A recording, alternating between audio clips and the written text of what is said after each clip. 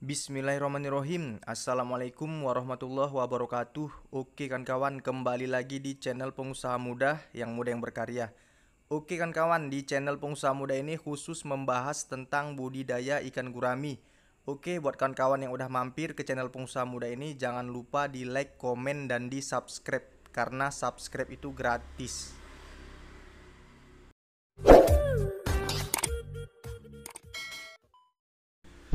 Bismillahirrahmanirrahim. Assalamualaikum warahmatullahi wabarakatuh. Oke kan kawan, kembali lagi di channel Pengusaha Muda yang berkarya. Oke kan kawan, di kesempatan kali ini saya ingin memberikan tips ya, atau memberitahu cara melihat kondisi ikan yang sehat ya. Kita harus mengetahui juga ya kondisi ikan ini sehat atau tidak. Jadi kita dapat berhasil ya dalam berbudidaya ikan gurami ini. Maka dari itu ini mau saya jelaskan ya. Ciri-ciri yang utama itu, oke, untuk yang kolam ini dulu ya, saya beritahu ya. Untuk kolam ini kondisi ikannya sangat bagus, sangat sehat ya teman-teman ya. Karena kita lihat dari yang utama itu progres makannya. Dia ikannya langsung merespon untuk memakani pakan yang kita berikan. Ini ciri ikan yang sangat-sangat sehat ya teman-teman ya. Yang sangat-sangat sehat. Jadi kita harus bisa mengenali ciri-ciri ikan yang sehat dan yang baru mau terkena penyakit atau baru mulai terserang penyakit. Nah, jadi kita bisa menghindari sesuatu yang tidak kita inginkan ya teman-teman ya. Oke, kalau untuk yang ini sangat bagus ya progresnya ya. Karena ciri-ciri fisiknya itu ikan agresif saat memakani pakan yang kita berikan ya. Lalu untuk ciri yang kedua ya, apabila ikan merespon pakan itu sedikit lebih lama ya, atau walaupun dia makan tapi responnya slow respon ya, sangat pelan gitu ya, makannya nggak agresif ya. Itu harus kita lakukan aplikasi ya teman-teman ya. Harus kita lakukan aplikasi lagi. Karena dari yang sepele ya, dari yang kecil itu harus kita perbaiki terus kualitas airnya ya. Apabila ikan sudah nafsu makan menurun, itu wajib kita berikan gerojokan air. Nah, wajib kita gerojokan air. Tapi sebelum kita gerojok air ya teman-teman ya, lebih bagusnya lagi itu kita berikan garam ya. Kita berikan garam. Kita berikan garam dulu. Setelah kita berikan garam, kita diamkan selama 30 menit ya teman-teman ya.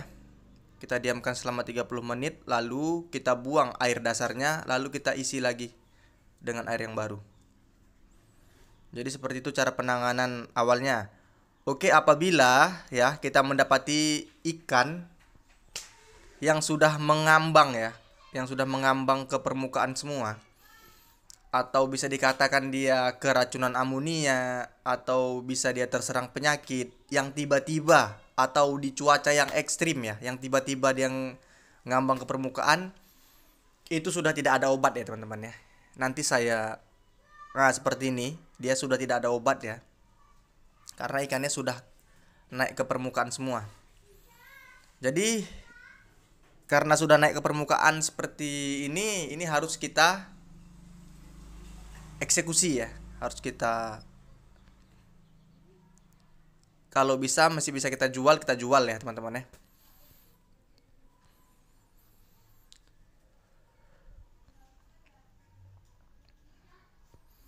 Oke, selanjutnya ini bisa kita lihat ya, progres makan ikan-ikan saya ini sangat-sangat luar biasa ya.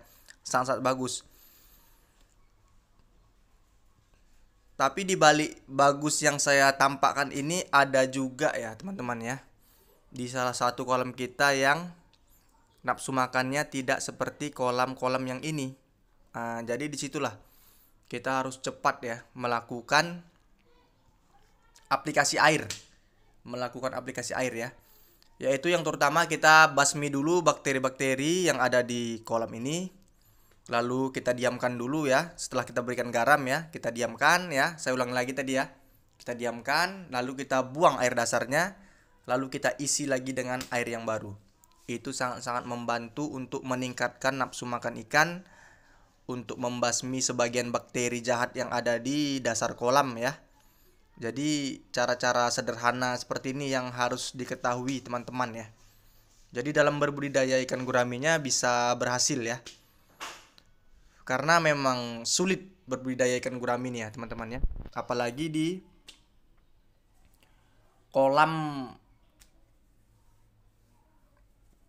kolam-kolam seperti ini ya teman-teman ya. Sangat sulit karena kita tidak seperti kolam yang ada di kolam tanah saya ya. Kolam tanah saya itu sangat mudah ya kalau tahu di penanganan di awalnya ya teman-teman ya. Kalau untuk di kolam tanahnya. Karena di kolam tanah itu di awal aja dia kita menjaga bibit ya agar tidak terserang predator-predator seperti ikan gabus ya. Itu aja kita jaga di awal. Tapi setelah ukuran 3 jari ya sampai 4 jari itu sudah aman. Jadi kita penanganan di kolam tanah ini hanya di awal. Nah, kalau di kolam terpal seperti ini harus intensif ya. Harus benar-benar kita fokus, kita perhatikan setiap harinya progres makan ikan-ikan kita. Jadi kita bisa kontrol terus. Apabila sudah berkurang nafsu makan, langsung kita lakukan aplikasi airnya ya. Jadi seperti itu. Ada kualitas air ini yang jadi ya. Ada kualitas air ini yang jadi bertahan sampai 4 bulan, 5 bulan. Ada juga yang 1 bulan sudah tidak bisa dipakai.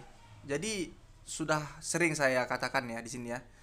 Ada air yang bisa jadi ya aplikasinya ya. Ada juga yang nggak jadi aplikasinya. Jadi buat kawan-kawan harus setiap hari itu harus diperhatikan lah. Apabila kualitas airnya memang tidak bagus, nafsu makannya menurun, nah itu harus langsung diaplikasikan lagi air yang baru. Cara-caranya sudah saya sebarkan juga ya. Sudah saya upload juga di video-video saya ya.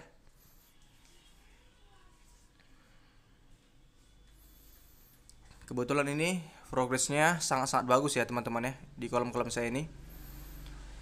Kalau progres ikan ini bagus, pertumbuhannya jauh lebih cepat ya. Jadi dia lebih cepat besar karena nafsu makannya tinggi.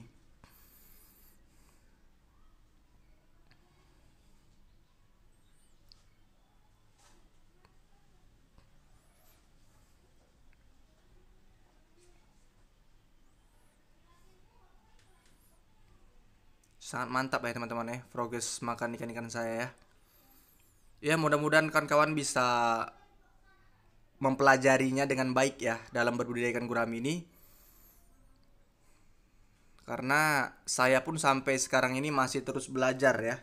Masih terus belajar di mana kekurangan, di mana kesalahan ya dalam berbudidaya ikan gurami ini ya di sistem bioflok versi saya ya. Karena saya ini memperbaiki kualitas air. Memperbaiki kualitas air bukan yang seperti sistem bioflok yang menguraikan pakan ya teman-teman ya. Ini saya cuma memperbaiki kualitas air. Gimana caranya air bisa bertahan selama 4-5 bulan ya teman-teman ya. Itu aja ya. Karena ikan gurami ini tidak perlu kita membuat sistem yang bisa menguraikan pakan ya. Karena ikan gurami ini memang sudah hemat pakan. Nah seperti itu dia. Tapi ini ke depan ya teman-teman ya. Ini mau saya buat ikan nila sistem bioflok yang sebenarnya ya. Sistem bioflok yang menguraikan pakan. Karena gini, kolam saya kan ada di kolam tanahnya itu sudah sangat banyak ya teman-teman ya. Karena di kondisi pandemi seperti ini, jadi pembuangan sedikit kesulitan ya. Saya jujur pembuangan sedikit kesulitan karena kebanyakan kita buangnya di kolam-kolam pancing ya untuk gurami ya. Karena kalau untuk ke restoran-restoran sudah sedikit karena di zaman PPKM seperti ini. Jadi ini sebagian nanti mau saya buat ikan nila karena saya harus bisa mengikuti perkembangan pasar, permintaan pasar. Jadi kita nggak bisa walaupun saya ini sementara ini fokus di gurami sementara ini ya, fokus di gurami semua gurami, kolam saya gurami semua. Tapi banyak kali permintaan untuk ikan nila ya teman-teman ya. Jadi nanti sebagian mau saya buat juga ini ikan nila. Karena mau saya buktikan juga ya sistem mau saya buat perbedaan dan persamaan ya. di sistem bioflok nila dan sistem bioflok gurami. Jadi di situ nanti saya buat lengkap. Jadi sistem yang sebenarnya seperti apa ya untuk nila dan untuk gurami. Jadi ikan bisa lebih paham lagi, bisa lebih menambah ilmu lagi dalam berbudidaya ikan air tawar sistem bioflok versi saya. Oke, mungkin sampai sini dulu. Salam sukses dari saya, pengusaha muda yang mudah berkarya. Assalamualaikum warahmatullahi wabarakatuh.